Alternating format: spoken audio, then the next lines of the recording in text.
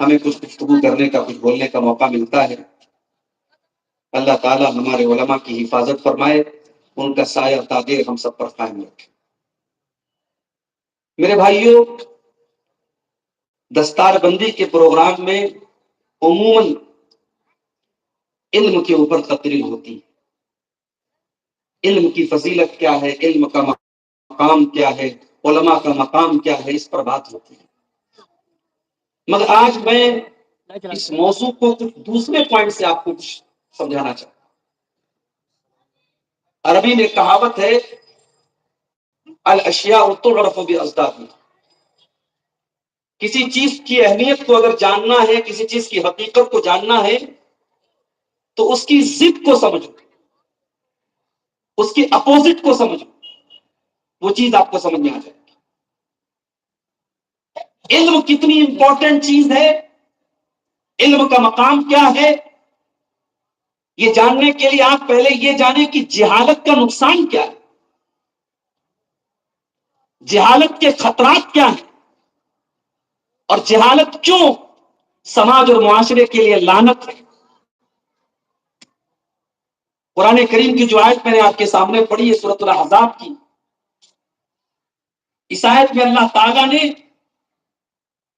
ایک بہت بڑی امانت کا ذکر کیا ہے۔ آئیے آیت کریمہ کا ترجمہ دیکھتے، بات زیادہ واضح ہوگی۔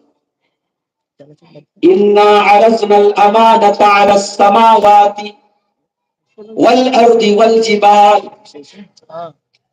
ہم نے آسمانوں کے اوپر اور زمین کے اوپر اور پہاڑوں کے اوپر امانت کو پیش کیا۔ اب یہاں امانت سے کیا مراد؟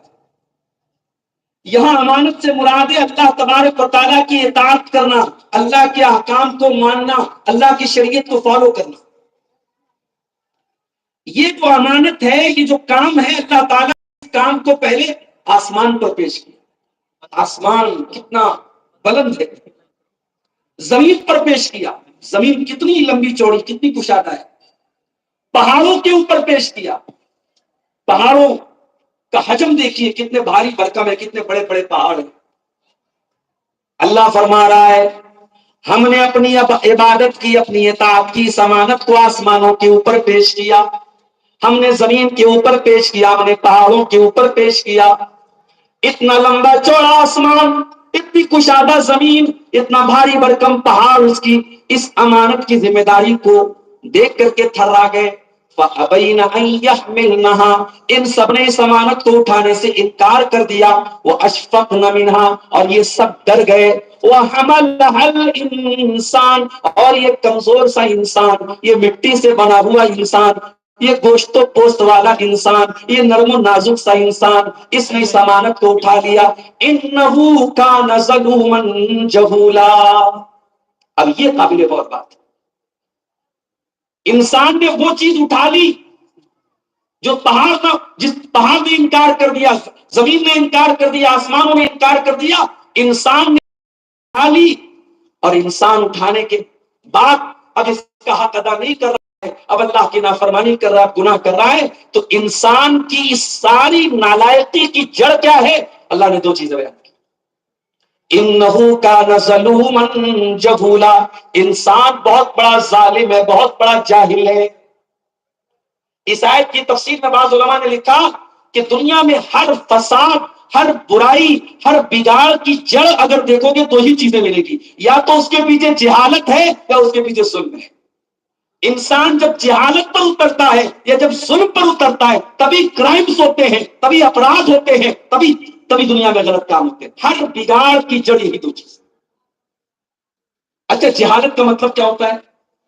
اگیانتا۔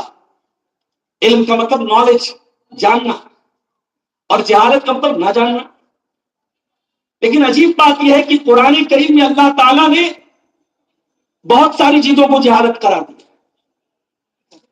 اگر ایک انسان اللہ تعالیٰ کی شریعت کا مذاق اڑائے، یہ بھی جہالت ہے قرآن کے مطابق۔ وَإِذْ قَالَ مُوسَىٰ لِقَوْمِهِ يَا قَوْمِ إِنَّ اللَّهَ يَأْمُرُكُمْ أَن تَذْبَحُوا بَقَرَةً قَالُوا أَتَتَّخِذُنَا هُزُوًا قَالَ أَعُوذُ بِاللَّهِ أَنْ أَكُونَ مِنَ الْجَاهِلِينَ۔ موسیٰ علیہ السلام